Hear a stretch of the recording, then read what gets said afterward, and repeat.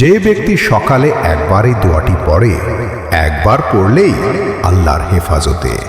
শক্তিশালী জিকির লা ইলাহা ইল্লাল্লাহ ওয়াহদাহু লা শারীকা লাহু লাহুল মুলকু আলা কুল্লি শাইইন কাদির।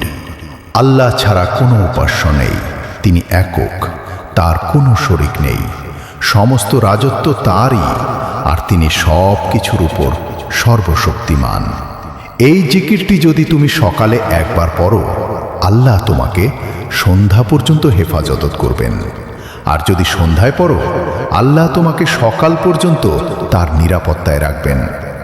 আজ থেকেই এই জিকিরটি তোমার সকাল ও সন্ধ্যার সঙ্গী বানাও। আল্লাহ আমাদের সবাইকে তার হেফাজতে রাখুন, আমিন। একটি জিকির আর সারাদিন আল্লাহর হেফাজত। আজ থেকেই সকাল ও সন্ধ্যায় পড়ুন এই দোয়া। রহমতের আলোর সাথে থাকুন। লাইক, কমেন্ট ও সাবস্ক্রাইব করতে ভুলবেন না।